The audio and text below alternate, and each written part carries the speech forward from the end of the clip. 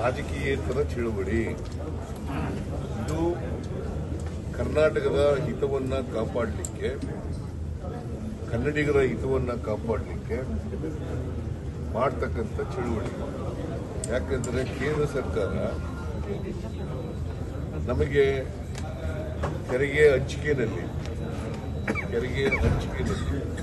ಅನ್ಯಾಯ ಮಾಡಿದೆ. ಹಾಗಾಗಿ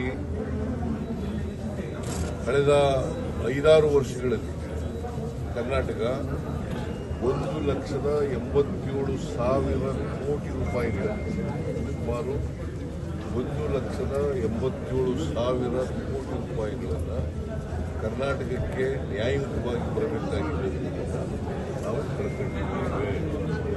ಅಷ್ಟರ ಮಟ್ಟಿಗೆ ಕರ್ನಾಟಕಕ್ಕೆ ದೊಡ್ಡ ಅನ್ಯಾಯ ಆಗಿದೆ. ಈ ಅನ್ಯಾಯದ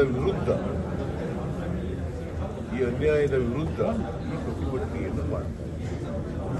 ಅದಕ್ಕೋಸ್ಕರ ನಾನು ಇದನ್ನು ಪಕ್ಷಾತೀತವಾಗಿ ಮಾಡಬೇಕು ಅಂತೇಳಿ ನಾನು ಬಿಜೆಪಿ ಎಂಪಿಗಳಿಗೂ ಕೂಡ ಪತ್ರ ಬರೆದಿದ್ದೀನಿ. ನೀವು ಕೂಡ ಪಾರ್ಟಿಸಿಪೇಟ್ ಮಾಡಿ ಅಂತೇಳಿ ಪತ್ರ ಬರೆದಿದ್ದೀನಿ. I don't know whether they are doing or not. I not ನೋಡಬೇಕಾದ್ರೆ ಬರ್ತಾರ ಇಲ್ವೋ.